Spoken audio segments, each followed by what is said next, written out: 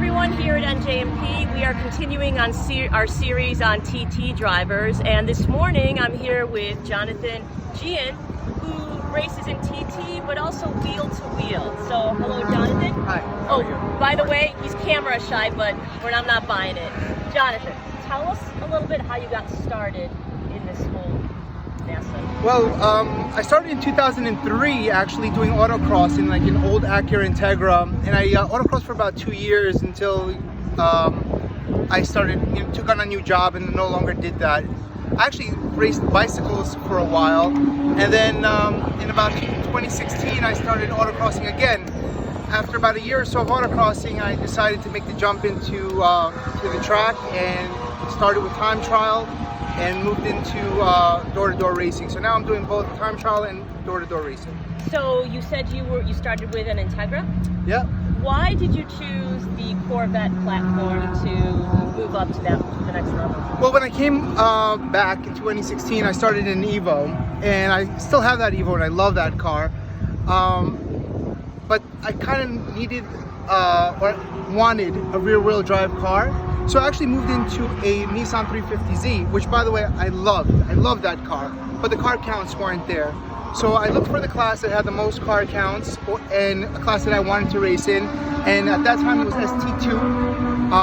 So the car to have in that class was a Corvette. And let me tell you, I'm not sure if I'll ever leave Corvette after having one. Well, I mean, we all know about the Corvettes. So, oh, we have to speak louder to carry us. All right, so this Corvette can run in TT2, TT1, and TTU, right? Yes. So for everyone that's looking to get into time trials, exactly what Jonathan said, maybe do the research on the class you want to be in, and then look around to see what cars are, what's the best platform people are using. So, you can cut okay, this one. so the car, Jonathan, how much does it weigh and what's the horsepower at the wheels? So I'm going over the scales at 3,200 pounds. It's making approximately 500 horsepower depending on the dyno that I'm on and also depending on the tune that I'm on. As you mentioned, I can run in TT2, TT1, and TTU. Right now it's set up for TT1 in terms of power to weight. Okay. So in order to TT2, I need to either detune or add weight, which is possible just via tune. TTU really is just a catch-all right now for cars that either don't have their dyno compliance paperwork or they just want to run. Or people with a pipe dream, like those people running that WTF M3. Anyway, show us the car. Can we look inside? Absolutely, Like, show us some features. Okay, oh, stop. Oh. We start always from the front and go over the back. All right. Okay, show us the car again. All right. So Jonathan, show us the car and we want to see the heart. So as I previously mentioned, it's a 2007 Corvette LS7. I actually blew an LS7 motor at Watkins 2 years ago, and everyone's telling me to put an LS3 in it, and I didn't want to do that to a 4Z06, so I put an LS7 back in, but this time I sent the heads out to K-Tech to hopefully prevent the dreaded valve drop that it has.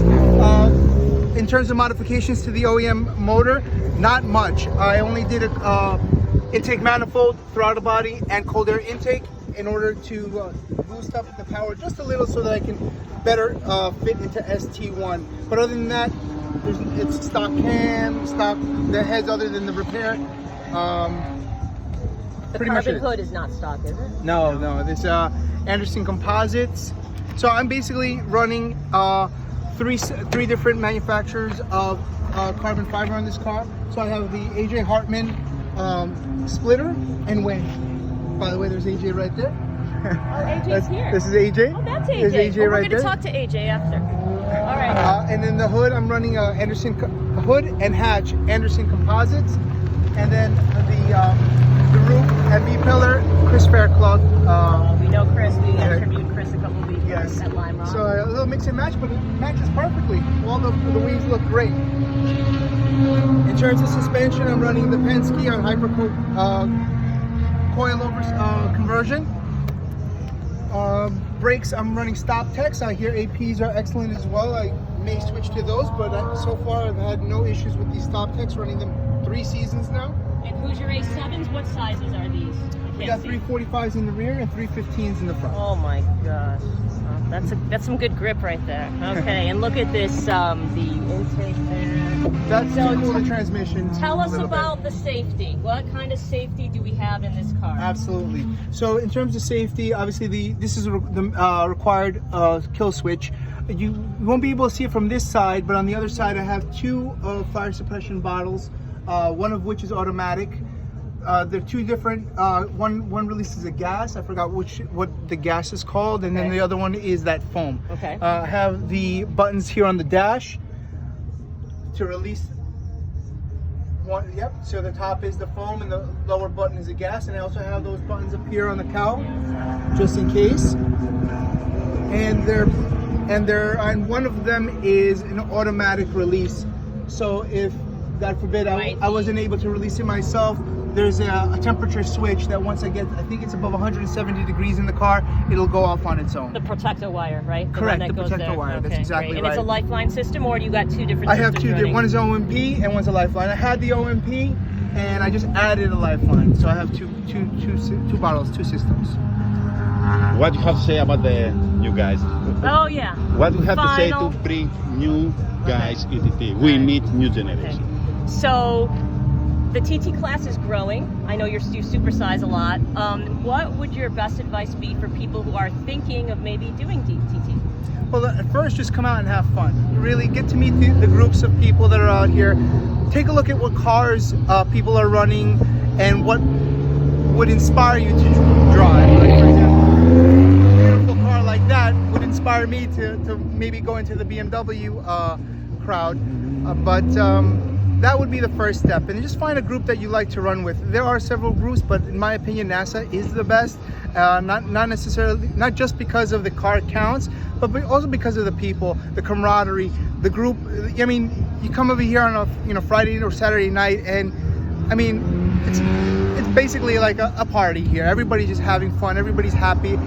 Your competitors here helping you out. I had my competitors yesterday lending me tools left and right.